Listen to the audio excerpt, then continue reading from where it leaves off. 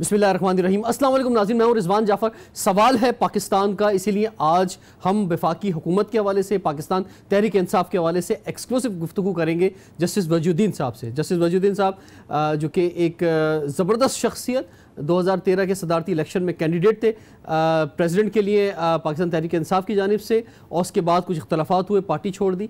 अब जो तर्ज हुकूमत है PTI का, ये किस तरह से है, ये किस तरह से मौजूदा हुकूमत को देख रहे हैं, इस पर इनसे गुफ्तगू होगी। लेकिन पहले हम कुछ बात करना चाहेंगे, पाकिस्तान नेवी के ज़ेर एहतमाम इस वक्त जारी हैं अमन मशक़ें। हमने भी मुख्तलिफ एक्टिविटीज़ में पार्टिसिपेट किया, और सबसे खूबसूरत तो हमें सॉन्ग लगा पाकिस्तान नेवी का। थोड़ा सा ये सॉन्ग सुनते हैं, फिर वापस आते हैं। एक्सीलेंट, बहुत ही खूबसूरत। और जब ये हम एक्सरसाइज देख रहे थे, ख़ास तौर पे कल जब हम मौजूद थे मनोड़ा के साहिल पर, और स्पेशल फोर्सेस की जब एक्सरसाइज हमने देखी है, तो उस वक्त ये सॉन्ग और ही खूबसूरत लग रहा था। एक ज़बरदस्त एक्टिविटी जा रही है। 46 कंट्रीज़ के नुमाइंदे इस वक्त कराची में मौजूद हैं। पाकिस्तान के टूरिज़म के लिए जहाँ ये इंपॉर्टेंट चीज़ है, वहीं पाकिस्तान नेवी के इमेज के लिए, और एक कोलैबोरेशन एफर्ट्स और दुनिया भर में एक ताल्लुक़ बढ़े पाकिस्तान नेवी का, उसके लिए भी बहुत इंपॉर्टेंट है। इन तमाम एक्सरसाइज पर हम बात करेंगे। हमारे साथ मौजूद है कैप्टन अदीब सफ़वी साहब। अस्सलाम वालेकुम सर। वालेकुम अस्सलाम। आपको वेलकम कहते हैं प्रोग्राम में। ये फरमाएं कि आप क्या समझते हैं कि ये जो एक्सरसाइज इस वक्त हो रही हैं, ये कितनी इंपॉर्टेंट है पाकिस्तान के लिए, और ख़ास तौर पर वो ममालिक, चंद ही ममालिक है, वैसे तो पूरी दुनिया ही हमारी दोस्त है और हम सबको दोस्त कहते हैं, लेकिन कुछ लोग हैं जो हमें कभी कभी तंग करते हैं, तो उनके लिए ये एक्सरसाइज जो है वो क्या पिक्चर जो है वो सामने दिखा रही है? जी, बिस्मिल्लाहिर्रहमानिर्रहीम।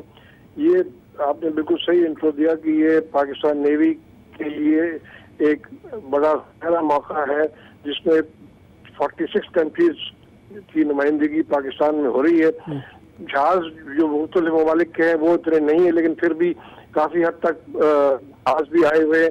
तो ये एक ऐसी सर्विस है नेवी की। मैं थोड़ा सा बताना चाहूंगा कि फॉरेन पॉलिसी जो है पाकिस्तान की, वो फॉरेन ऑफिस बनाता है, गवर्नमेंट बनाती है, लेकिन एक पाकिस्तान नेवी या दुनिया भर के तमाम जो नेवीज हैं वो एक इंस्ट्रूमेंट ऑफ फॉरेन पॉलिसी कहलाती हैं। तो इंस्ट्रूमेंट ऑफ फॉरेन पॉलिसी इसलिए कहलाती है कि जब वो इस तरह के एक्सरसाइजेज होती है, दूसरे के शोज पे जाते हैं, साहिलों पे जाते हैं, उनके साथ एक्सरसाइज करते हैं, तो 1-to-1 इंटरेक्शन होता है, और दोस्तियाँ बढ़ती हैं, अंडरस्टैंडिंग बढ़ती है, और साथ साथ बहुत कुछ सीखने को मिलता है। खास तौर पर इंटरनेशनल बॉर्डर्स में आजकल के ज़माने में जो ड्यूटीज पर करनी पड़ती है, एंटी पायरेसी या anti drug trafficking, anti weapon trafficking, इन तमाम के लिए जब आप दूसरी नेवीज के साथ मिलकर काम करते हैं, तो ये इस तरह की मशक़ें जो है बहुत साबित होती हैं, और एक अंडरस्टैंडिंग डेवलप होती है between countries as well as between the navies. जी सर, ये तो ठीक है, लेकिन जो मैंने आपसे एक सवाल इसके साथ किया था वो ये था कि जो लोग हमें कुछ आगे दिखाने की कभी कभी कोशिश करते हैं, तो उनको भी कोई मैसेज जा रहा होगा कि दुनिया हमारे साथ खड़ी हुई है, और अगर आप भी अमन की बात नहीं करेंगे और आप इसी तरह की जो बॉर्डर्स पर शरारतें करते रहते हैं वो करते रहेंगे, तो आप दुनिया में तन्हा हो जाएंगे। हम तो पूरी दुनिया से जो है वो डायलॉग कर रहे हैं, बात कर रहे हैं, और दुनिया में अमन चाह रहे हैं, कश्मीर में अमन चाह रहे हैं, कश्मीर का एक पुरअमन हल चाह रहे हैं, और रशिया जिससे हम कभी डायलॉग नहीं करते थे, आज वहाँ भी हमारे डायलॉग हो रहे हैं। चाइना हमारा सबसे करीबी दोस्त है, अमेरिका इन मशकों के अंदर मौजूद है, दुनिया भर के 46 कंट्रीज यहाँ पर हैं। जी जी बिल्कुल, आपने सही कहा। मैं इस पे आ रहा था, पहला तो थोड़ा बताने का, ये पहली दफा नहीं है पाकिस्तान के साहिलों पे बराबर इस तरह मशक़ें होती रही हैं, और ये इस मौके पर इस तरह की मशक़ जो है ये बिल्कुल इस बात की निशानदेही करती है कि पाकिस्तान तन्हा नहीं है। पाकिस्तान के साथ दुनिया भर के तमाम दूसरे ममालिक, दोस्त ममालिक, जो बहुत ज्यादा दोस्त हैं और जो कम दोस्त हैं लेकिन दोस्त हैं, वो सब खड़े हुए हैं। और आजकल के दौर में इस तरह की जो एक्टिविटी है उसमें आपके साथ निशाना पेशाना चल रहे हैं, तो जो आपके इशारे के मुताबिक जो मुल्क आपके साथ बातचीत करने की सोचते हैं, उनको भी दोबारा सोचना पड़ेगा कि ये मुल्क जो है अब अकेला नहीं है, जिसकी उन्होंने बड़ी कोशिश की थी। सब तमाम ममालिक दुनिया भर के इसके साहिल पे खड़े हुए हैं, और इसके साथ हम कदम मिला के चल रहे हैं। जी, बहुत बहुत शुक्रिया कैप्टन अदीब सफ़वी साहब। और नाजरीन, कल ख़ास तौर पे इन मशकों को देखने गए और वहाँ पर मौजूद थे मनोड़ा के साहिल पर। और दुनिया भर के 46 कंट्रीज़ के फ़्लैग हमने देखे, वहाँ पर एक्सरसाइज देखी, डिफरेंट कंट्रीज़ के वफूद से मुलाकात हुई, तो एक बहुत ज़्यादा फ़रहत और तवानाई जो है हमें भी महसूस हुई। और हम सलाम पेश करते हैं पाकिस्तान नेवी को, और हमारे लिए बहुत ज़्यादा काबिल फ़ख्र बात है कि लोकल मीडिया भी और इंटरनेशनल मीडिया भी इस बेहतरीन एक्टिविटी को कवर कर रहा है, और ये कामयाबी से ये मशक़ें जो है जारी हैं, और पाकिस्तान का इमेज और पाकिस्तान का टूरिज़म इससे आगे बढ़ेगा। इसके साथ साथ जैसे मैंने कहा प्रोग्राम के आगाज़ में कि हमारे आज के प्रोग्राम के एक्सक्लूसिव गेस्ट हैं जस्टिस वजीउद्दीन साहब, तो ब्रेक के बाद उनसे गुफ्तगू का आगाज़ करेंगे।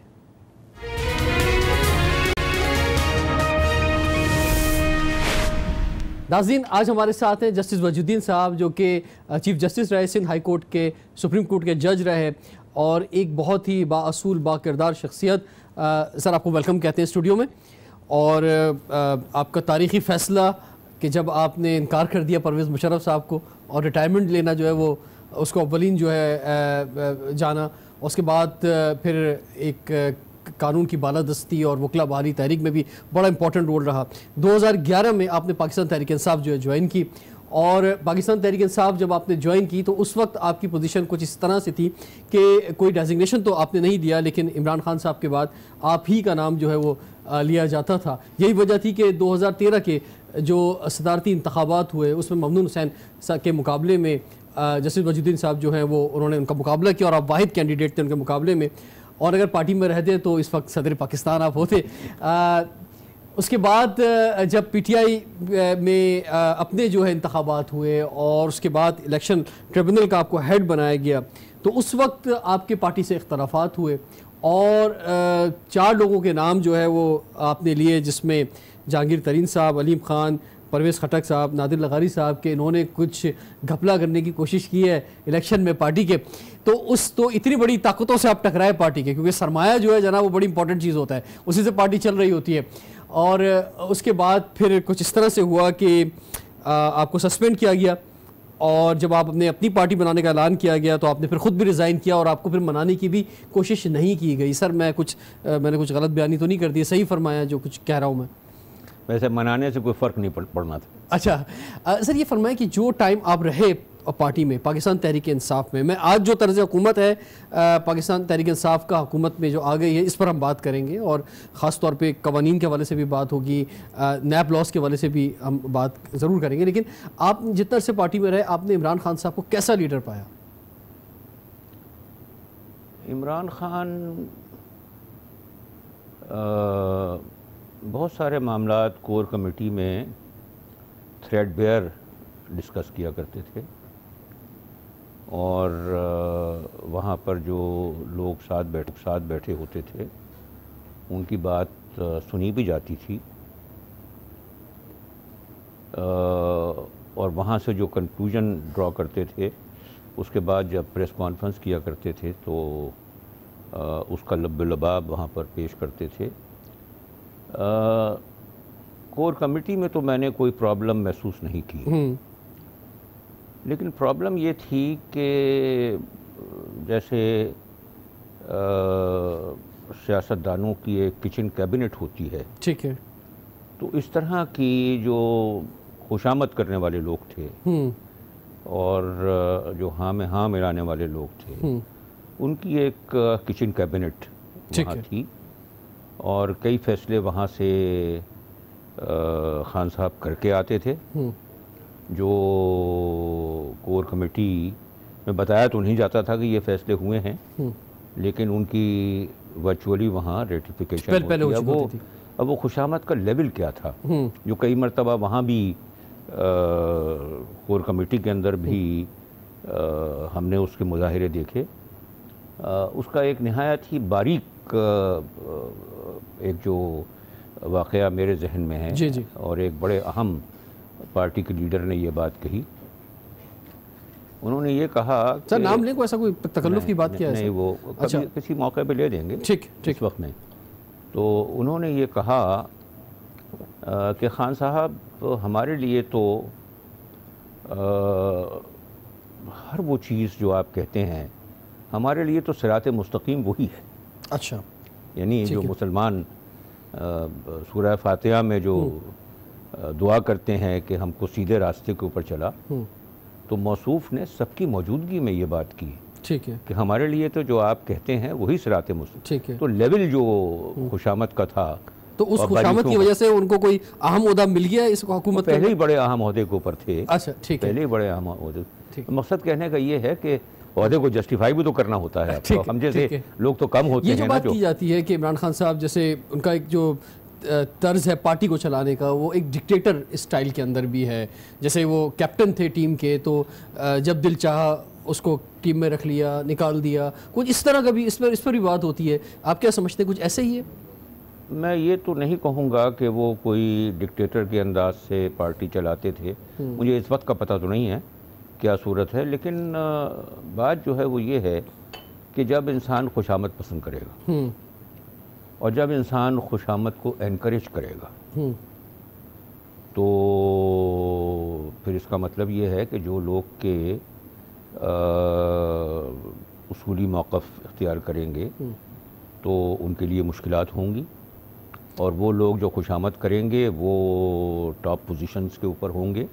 जो मौजूदा पीटीआई की हुकूमत है उसमें सूरत हाल यही है, और जो खुशामद करने वाले लोग हैं या जो उनके यसमैन हैं, तो बुनियादी तौर के ऊपर जो हुकूमत चला रहे हैं वो वही लोग चला रहे हैं। सर, आपने जब पार्टी बनाई अपनी आम लोग इत्तेहाद, और ये तकरीबन कोई 23-24 सितंबर 2016 में, यानी 1 साल 1.5 साल तक तो वो सिलसिला चलता रहा, जब आप ट्रिब्यूनल के हेड थे और आपने ये 4 नाम जो मैंने कहे इनके बारे में आपने इज़हार ख्याल किया कि भाई इन्होंने जो है वो इलेक्शन में इज़हार ख्याल नहीं किया, हमने उनको पार्टी से निकाल दिया। जी, पार्टी से निकाल दिया, बिल्कुल। हमने इसलिए कि उनके मुतालिक जो एविडेंस आई थी वो ये आई थी कि इंट्रा पार्टी इलेक्शन में उन्होंने जो डेलीगेट्स आए थे बलूचिस्तान से, उनको लिटरली ख़रीदा पैसे देकर और उनसे वोट कराया।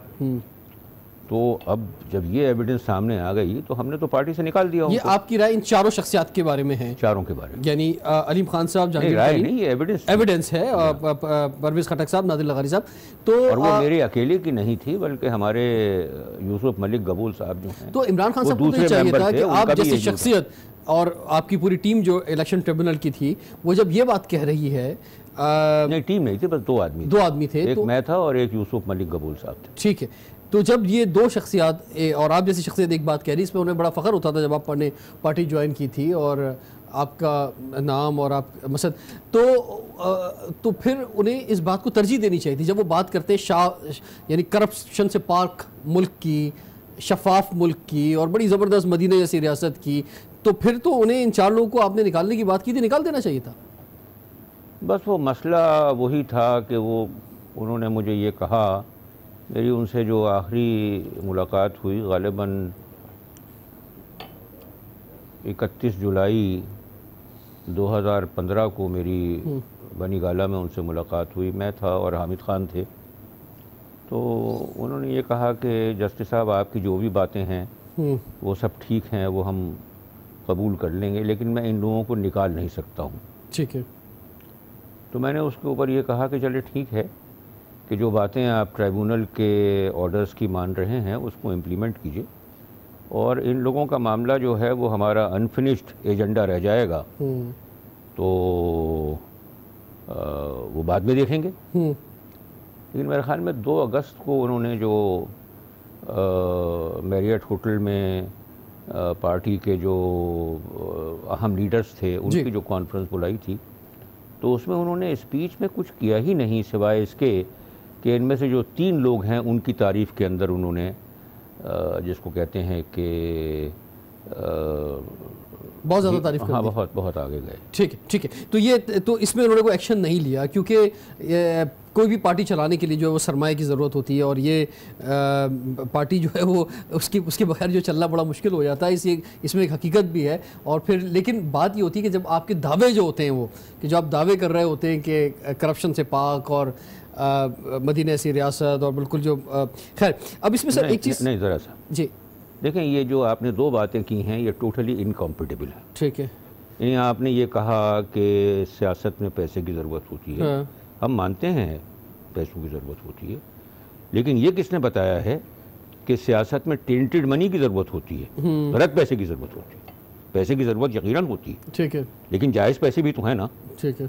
अगर तो जिस तरीके से पाकिस्तान में होता है कि सियासी पार्टियां नाजायज़ पैसे पे चलती हैं, तो फिर ये डेमोक्रेसी तो नहीं है ना। ये तो आप ये फरमा रहे हैं कि नाजायज़ पैसे से पार्टी चल रही है पाकिस्तान तहरीक इंसाफ? मैं कुछ भी नहीं कह रहा, मैं सिर्फ ये कह रहा हूँ जो आपने कहा कि बगैर पैसे के काम नहीं चल सकता, ठीक है। तो मैंने ये कहा कि पैसा जो है वो जायज़ भी होता है, नाजायज़ भी होता है। ठीक है।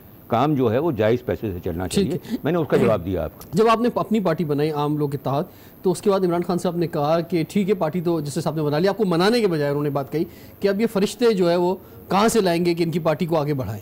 बिल्कुल ये कहा, तो ये मतलब मीडिया में कहा उन्होंने। जी जी बिल्कुल मीडिया में ही कहा। तो आपने कुछ जवाब दिया इस मुझे जवाब देने की इजाज़त, और ये सही है, मैं समझता हूँ उनकी ये बात किसी हद तक सही है।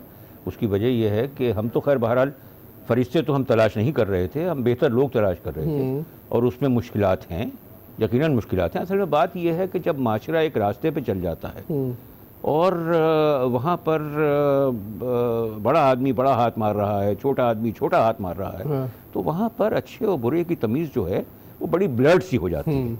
तो अच्छे लोग हैं। अगर आप जैसे लोग पार्टी में रहते हैं, जैसे उससे पहले भी महराज मोहम्मद खान जैसे निकल गए, बहुत सारे लोग जो है वो पार्टी छोड़ गए, या साफ शफाफ जो सॉन्ग भी था, वो अगर पार्टी में रहते और वो लोग के जो पार्टी पर कब्जा करना चाहते थे या अपने इन्वेस्टमेंट लगा रहे थे, या इलेक्शन में जैसे पार्टी इलेक्शन में जिन्होंने धांधली की और सारी चीज़ें ट्रिब्यूनल में सामने भी आ गई, इमरान खान साहब उनसे जान छुड़ा लेते, तो क्या पार्टी इक़्तिदार हासिल कर लेती जो आज इक़्तिदार हासिल कर लिया? बिल्कुल बिल्कुल कर लेती, और फिर उनके पास एक अच्छी टीम होती, और फिर अगर तो कोई प्रोमिसेस उन्होंने कौम से किए होते तो उन प्रोमिसेस को फुलफ़िल करने का मौका भी होता। अनफॉर्चुनेटली इस टीम से जो उन्होंने ऑब्जेक्टिव्स कौम के सामने रख, वो नहीं समझता कि मैं हासिल हो पाएंगे। ठीक है जी, बहुत ज़बरदस्त आपने बात की है। तो ये कैसे ये टीम जो है ये इक़्तिदार हासिल कर सकती थी? सरमाया बड़ा इंपॉर्टेंट होता है। और फिर खैर जो एक और उसमें बात आती है कि जिन लोगों ने इनके साथ इनको जितवा दिया, मुखालफिन कहते हैं, अपोजिशन के लोग कहते हैं, हम नहीं कह रहे, वो अगर एक बेहतर टीम बनाते जिसमें ये इस तरह के लोग ना होते तो भी जीत जाते। बिल्कुल मैं समझता हूँ जीत जाते। और ये बात जो कही जाती है कि इनको जितवा दिया, मैं उस बात से एग्री नहीं करता। उसकी वजह यह है कि हमारी पार्टी को तो इलेक्शन कमीशन ने सिंबल नहीं दिया था, लेकिन हमने बगैर सिंबल के इंडिपेंडेंट लोग भी खड़े किए थे। तो मैं वोट डालने गया और NA 250 में हमारा कैंडिडेट था। तो वहाँ पर सूरत हाल यही थी कि PTI की तरफ वाज़े रुझान मालूम हो रहा था। आरिफ अलवी को लोग वोट देने को तैयार नहीं थे हफ्ता 10 रोज़ पहले, लेकिन जब वोट चला, सिलसिला चला, तो आरिफ अलवी भी NA 250 से इलेक्ट हो गए। इस दफ़ा वो 247 हो गई थी, 250 वाली जो थी। हाँ, वो नंबर उसका बदल गया। तो अब मतलब ये अलवी का वैसे कोई चांस नहीं था, लेकिन क्योंकि एक वेव चली तो वो इलेक्ट हो गया। तो मैं समझता हूँ कि जब वेव चला करती है तो वहाँ पर जैसे पाकिस्तान मूवमेंट के सिलसिले में जब मुस्लिम लीग कॉन्टेस्ट कर रही थी 1946 के इलेक्शन में, तो बंगाल से अगर तो कायद-ए-आज़म खंबे की तरफ इशारा कर दिया तो खंबे को वोट मिल गया। यही होता है। सर टाइम एक ब्रेक का हो रहा है आपकी इजाज़त से, और ब्रेक के बाद कंटिन्यू करते हैं और मौजूदा हुकूमत, वफाकी हुकूमत की तर्ज़ हुक्मरानी और ख़ास तौर पे जो एक बड़ा मरहला है नैब कवानीन के हवाले से, उस पर बात करेंगे। ब्रेक के बाद मिलते हैं सवाल पाकिस्तान का।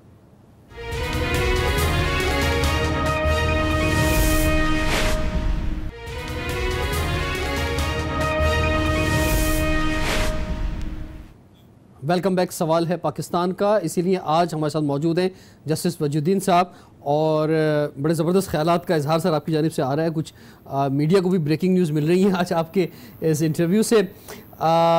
सर ये फरमाएं कि इमरान खान साहब ने आते ही एक बात की, मिड टर्म इलेक्शन की, और एक हुकूमत जो ताज़ा आई हो, लोगों से आपने इतने वादे किए हों, और आपको यानी असूली तौर पे तो आपको इशारा भी देना नहीं चाहिए इस तरफ, आप बोले नहीं जनाब हम ये करने जाएंगे, वो करने जाएंगे, और इसी के साथ हम आगे बढ़ेंगे। आप क्या समझते हैं ये अल्फाज आए क्यों वज़ीर आज़म की जानिब से?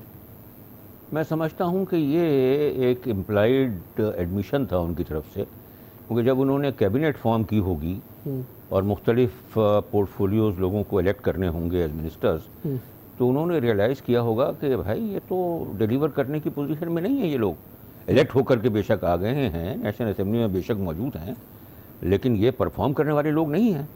तो जब उन्होंने ये देखा होगा तो मैं समझता हूँ कि उन्होंने रियलाइज़ किया होगा कि अगर इनसे हम पर्पसेस अपने अचीव नहीं कर सके तो फिर हम मिड टर्म में जाएंगे। सर ये लोग या ये हालात, क्योंकि एक तो हालात भी देखने होंगे ना कि बहुत ही कम वोटों से, यानी आप एक जो दो इत्तेहादी हैं अगर वो निकल जाए तो आपकी हुकूमत ही नहीं बन सकती, यानी इत्तेहादियों के साथ, और एक मुश्किल हालात में आप जो गवर्नमेंट बना रहे हैं। दूसरी सूरत हाल एक ये भी है कि जो मुश्किल हालात हैं वो पिछली गवर्नमेंट्स ने जो बर्बादी छोड़ी है बकौल उनके, कि जो कर्जे जिस जगह पे पहुंच चुके हैं, जो हमारे कौमी इदारे तबाह हो चुके हैं, हर शोबे के अंदर बुरा हाल है, तो इन हालात की बुनियाद पे भी आप कह सकते हैं कि ये बात।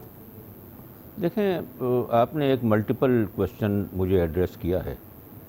पहली बात तो ये है कि जो हालात मुल्क के थे तो पहले से नज़र आ रहे थे जी, वहाँ पर कोई सरप्राइज़ वाली बात तो थी नहीं। सबको मालूम है कि रोज़ाना 6 अरब रुपया जो है वो छप रहा था, जरदारी के ज़माने के अंदर भी, और नून लीग ने भी तकरीबन उतना ही किया होगा, ये सबको पता था। लेकिन मैं ये समझता हूँ कि उनको जो प्रॉब्लम एक और जो उन्होंने फेस की होगी वो ये फेस की होगी कि नेशनल असेंबली में एब्सोल्यूट मेजॉरिटी पीटीआई हासिल नहीं कर सकी थी। ठीक, नतीजे के तौर के ऊपर उनको कोएलिशन पार्टनर लेने पड़े, और कोएलिशन में जैसे आपको पता है कि जब कोएलिशन में पार्टी शामिल होती हैं तो मिनिस्ट्रीज़ मांगती हैं। अब ये 2-2, 4-4, 5-5 बंदे किसी पार्टी में हों और वो 2 मिनिस्ट्री ले जाए तो ये एक नहीं, लेकिन जो मेजर मिनिस्ट्रीज़ हैं, जो इंपॉर्टेंट मिनिस्ट्रीज़ हैं, वो तो खुद पीटीआई के पास हैं। हाँ, वो सही है। तो मतलब ये कि एक ये फैक्टर भी रहा होगा जो मिड टर्म की उन्होंने बात की कि अगर तो हम परफॉर्म करते हैं, लोगों को कॉन्फिडेंस है, तो हम दोबारा अगर जाएंगे तो हमें एब्सोल्यूट मेजॉरिटी नेशनल असेंबली में मिल सकती है। ये सोच भी हो सकती है। ठीक है सर, ये फरमाएं कि किसी मौके पर अगर इमरान खान साहब आपको दोबारा कॉल करते हैं, वो जो मैं कह रहा हूँ कि साफ शफाफ लोग चाहिए, तो आप जाना चाहेंगे पार्टी के अंदर उनके, अगर आपके पास आती है? वो अब मुमकिन नहीं है। उसकी वजह यह है कि हमारी अपनी पार्टी जो है वो एक फ़ाल पॉलिटिकल पार्टी है। हमारा एक बहुत ही जिसको कहते हैं कि 21st सेंचुरी का हमारा मैनिफेस्टो है, ऐसा ही हमारा कॉन्स्टिट्यूशन है। लेकिन हाँ, एक बात ज़रूर है, अगर ये अपना रास्ता दुरुस्त कर लेते हैं, ठीक है, और ये रास्ता दुरुस्त क्या होगा आपकी नज़र में? वो अलग से बात है। अगर रास्ता दुरुस्त कर लेते हैं हाँ, तो फिर हमारी पार्टी और पीटीआई उसके बारे में हम अलायंस की सोच सकते हैं, फैसला नहीं करने की सोच सकते हैं। नहीं, ये जो आप कह रहे हैं कि रास्ता दुरुस्त कर लेते हैं, इसका मतलब वो गलत रास्ते पर है इस वक्त अभी? हाँ, क्योंकि मैं जो उनकी इस वक्त इकोनॉमिक पॉलिसीज़ हैं और बात सारी जो है वो ये है कि जो क्लिंटन ने कहा था कि it is the economy stupid, ठीक है, यानी जो इलेक्शन में क्लिंटन जो जीता तो उसने उस वक्त रियलाइज़ किया और उसने कहा भी it is the economy stupid. तो इकोनॉमी जो है वो सबसे अहम चीज़ होती है हुकूमतों को चलाने के लिए भी। नहीं, उसके लिए कोशिश तो कर रहे हैं ना सर, उसके लिए तो आप दोस्त ममालिक के पास जा रहे हैं, IMF से डायलॉग्स हो रहे हैं, बात जो है वो ये है। जी हाँ, अगर आप ये कहें कि दुरुस्त रास्ते से मुराद उनकी पार्टी के अंदर अगर कहीं कुछ लोग ऐसे मौजूद हैं उनको वो हटा देते हैं, वो अलग चीज़ है, वो एक अलग चीज़ है। लेकिन देखें, हम बात कर रहे हैं पॉलिसी की। जी, पॉलिसी जो है वो ये है कि अगर आप सऊदी अरब जाते हैं कुछ पैसे ले आते हैं, ठीक है, अगर आप UAE जाते हैं कुछ पैसे ले आते हैं, अगर आप चाइना जाते हैं कुछ पैसे ले आते हैं, तो जिस जेब में पहले ही छेद है वहाँ जितने ही पैसे आप डाले चले जाएं पैसा तो निकल जाएगा। ठीक है। मैं जो बात कर रहा हूँ वो ये है कि आपकी इंपोर्ट्स में और आपकी एक्सपोर्ट्स में कोई बैलेंस नहीं है इस वक्त। सूरत हाल आप तो मतलब ये है कि जैसे आपको बिजनेस रिकॉर्डर को भी आप रिप्रेजेंट करते हैं एक लिहाज से, जिस मुल्क में $61 बिलियन की सालाना इंपोर्ट हों और जिस मुल्क में मुश्किल से $23 बिलियन की एक्सपोर्ट्स हों, तो वो मुल्क कैसे चल सकता है? ठीक है, वो तो सिर्फ इसलिए चल रहा है कि तकरीबन $20 बिलियन हमारे पाकिस्तानी भाई जो बाहर बैठे हैं वो बेचते हैं ऑफिशियली, कुछ जो है वो उनका अनऑफिशियली आता है। अरे भाई, जब आप तोते की फीड इंपोर्ट करेंगे, जब आप बिल्ली की फीड इंपोर्ट करेंगे, जब आप कुत्ते की फीड इंपोर्ट करेंगे, जब आप हद ये है कि चीज इंपोर्ट करेंगे, हद ये है कि मक्खन इंपोर्ट करेंगे, तो आपकी इकोनॉमी कैसे चल सकती है? सही है। आपको सिंपल एक बात करनी है कि आपने इंपोर्ट्स जो जरूरी अशिया हैं, जो नेसेसिटीज हैं, अगर आप सिर्फ वो इंपोर्ट करें तो ये 61 बिलियन डॉलर्स की जो इंपोर्ट है ये 30 बिलियन डॉलर हो सकती है। ठीक है, तो मुल्क चल सकता है। ये फरमाइए, लेकिन 61 बिलियन डॉलर की बुनियाद पे मुल्क नहीं चल सकता। ठीक है सर, ये फरमाइए जो मुस्तकिल बात हो रही है वो एहतसाब की हो रही है, यानी हर ये तीन जो बड़ी पार्टीज हैं एक दूसरे को चोर डाकू जो है वो कह रहे हैं, आप किस हद तक मुतमईन हैं एहतसाब के अमल से, नैब कवानीन से, और ये जो सूरत हाल हो रही है अरेस्टमेंट जो हो रही है इस पर? देखें, नैब कवानीन का जहाँ तक मसला है जी, उसमें बुनियादी मसला नैब चेयरमैन के अपॉइंटमेंट का है। कई मरतबा अपॉइंटमेंट जो है वो लीडर ऑफ द अपोजिशन और प्राइम मिनिस्टर में मुका करके हो जाया करता था, नतीजे के तौर के ऊपर नैब कुछ भी नहीं कर पाती थी। ठीक है, इस मरतबा फॉर सम रीज़न एक अच्छा बंदा जो है वो नैब का चेयरमैन होके आ गया है, जो सुप्रीम कोर्ट का सीनियर जज भी रहा है, ठीक, और वो परफॉर्म कर रहा है। तो लिहाजा एक जो बुनियादी चीज़ है नैब के बारे में वो ये है कि कोई ऐसा फुल प्रूफ मेथड चेयरमैन के अपॉइंटमेंट का होना चाहिए कि लीडर ऑफ द हाउस और लीडर ऑफ द ऑपोजिशन में मुका की बुनियाद के ऊपर उनका पसंदीदा कोई बंदा ना आए जैसे अब तक आता रहा। ये तब्दीली ज़रूरी है। ठीक, जहाँ तक कि दूसरे मामलात हैं नैब के, मैं समझता हूँ बुनियादी तौर पर कवानीन ठीक हैं, उनकी कुछ फाइन ट्यूनिंग अगर करने की ज़रूरत पड़े तो वो पड़ सकती है, लेकिन उसके अलावा कोई मसला नहीं है। ये जो बहुत देर तवील अरसे से लोग अंदर रह रहे हैं, मिसाल तौर पे तो सियासतदान इनकी चीज़ें सामने आ जाती हैं, लेकिन उसके अलावा भी हम देख रहे हैं कि तैयारी या तो मुकम्मल नहीं है नैब की, पहले लोगों को पकड़ा जा रहा है, रेफरेंसेस जाने में टाइम लग रहा है, अगर वो 3 साल 4 साल बाद कोई बंदा निकल के साबित होता है कि नहीं जनाब ये गलत आपने पकड़ लिया था, तो कौन जिम्मेदार होगा इतने साल जो उसके ज़ाय हुए, नेकनामी ज़ाय हुई? देखें, बात असल में जो है वो ये है कि वाइट कॉलर क्राइम को डिटेक्ट करना और एस्टेब्लिश करना एक मुश्किल काम होता है। ठीक, दूसरी बात जो है वो ये है कि यहाँ पर क्योंकि पब्लिक ऑफिस होल्डर्स के बारे में कार्रवाइयाँ होती हैं, वो लोग जो हैं पोजीशंस ऑफ इन्फ्लुएंस पे होते हैं। अगर उनको अरेस्ट ना किया जाए तो वो इन्वेस्टिगेशन को इन्फ्लुएंस कर सकते हैं, इन्वेस्टिगेशन को डिरेल कर सकते हैं, नतीजे के तौर के ऊपर उनको अरेस्ट करना पड़ता है। कई मरतबा उस वक्त अरेस्ट करना पड़ता है जबकि काफ़ी काम बाकी होता है। ठीक है, उसकी वजह से कुछ डिलेज हो रहे हैं, लेकिन वो डिलेज अगर नेशनल इंटरेस्ट में हैं और उन डिलेज के पीछे आप समझते हैं अगर तो मेलाफिडेज नहीं है, डिसऑनेस्टी नहीं है, तो ठीक है। ये अलीम खान साहब ने रिज़ाइन कर दिया जैसे उनको गिरफ्तार किया गया। शहबाज शरीफ साहब गिरफ्तार होने के बाद पीएससी के अलीम खान साहब ने प्रोविंशियल असेंबली से रिजाइन किया? नहीं किया। चलिए ठीक है, सिर्फ मिनिस्टर के तौर पे किया। ठीक है, अगर बुलंद आदमी हो तो अभी साबित तो नहीं हुआ ना, केस चल रहा है, अगर साबित हो जाएगा तो फिर तो वो नहीं, तो फिर ये फरमाइए मिनिस्ट्री भी क्यों छोड़ी? वो भी शहबाज शरीफ साहब को आपकी नज़र में पब्लिक अकाउंट्स कमेटी के चेयरमैन के तौर पर रिजाइन कर देना चाहिए? नहीं, मैं समझता हूँ रिजाइन करने की कोई गुंजाइश नहीं है। ठीक है, उन्होंने वाज़े तरीके से कह दिया है कि जो नून लीग के मामलात हैं वो मामलात अगर आते हैं पब्लिक अकाउंट्स कमेटी के अंदर तो मैं उसमें नहीं बैठूंगा, ठीक, और मैं वहाँ से विड्रॉ कर लूँगा, काफ़ी है वो। ठीक है, आखिर में सर इमरान खान साहब को कोई मशवरा देना चाहेंगे उनकी तर्ज हुक्मरानी के हवाले से, इस गवर्नमेंट को बेहतर अंदाज में आगे बढ़ाने के लिए? अहम बात जो है वो ये है कि इस मुल्क में लग्जरीज की और कंफर्ट्स की इम्पोर्ट ख़त्म होनी चाहिए। हमें हमारा जो बैलेंस ऑफ पेमेंट्स का मसला है वो ख़त्म होना चाहिए। हमें कहीं पर भी बेगर्स बोल ले जाने की ज़रूरत नहीं पड़ेगी। आपको पता है ये वो मुल्क है जी कि जिसको फूड ऑटोक्रेसी हासिल है। ये वो मुल्क है कि खाने पीने की कोई चीज़ आपको इंपोर्ट करने की ज़रूरत नहीं है। तो फिर इतना बड़ा बैलेंस ऑफ पेमेंट्स का डेफिसिट, इतना बड़ा बैलेंस ऑफ ट्रेड का डेफिसिट, ये मुमकिन ही नहीं है जब तक कि आप अय्याशी के ऊपर तुले हुए ना हो। ठीक, तो उससे बचना होगा अगर मुल्क चलाना है तो। ठीक, आगे इनकी मर्जी है। ठीक है, कुछ उम्मीद वाबस्ता है आपको कि ये हुकूमत, ये जो पीटीआई की हुकूमत है अपना टाइम पूरा करेगी और जो वादे हैं उसको तक पूरा करने में कामयाब हो जाएगी? मैं समझता हूँ कि इमरान खान को अब सियासत में आए हुए 1996 से हैं। जी जी। अब हम 2018 के अंदर बैठे हुए हैं। 2019 में सर? हाँ 19, सॉरी। तो वो तो साल ऐसे आते हैं कि पता नहीं चलता। तो बैठे हुए हैं, तो मुझे इस बात का यकीन है कि ये जो मसला है इकॉनमी का, वो इसको रियलाइज़ करेंगे। ठीक है। और अगर सिर्फ एक मसले को उन्होंने हल कर लिया, ठीक है, तो बाकी मसले खुद ब खुद हल हो जाए। सर बहुत बहुत शुक्रिया कि आप स्टूडियो में ख़ासतौर पर तशरीफ़ लाए और आपसे हमें बहुत ज़्यादा कुछ इन्फॉर्मेशन मिली कुछ ख़ास शोबों के हवाले से, और आपको इंशाल्लाह फ्यूचर में भी हम ज़हमत देते रहेंगे। नाज़रीन, रिजवान जाफ़र को इजाज़त दीजिए। सवाल है पाकिस्तान का।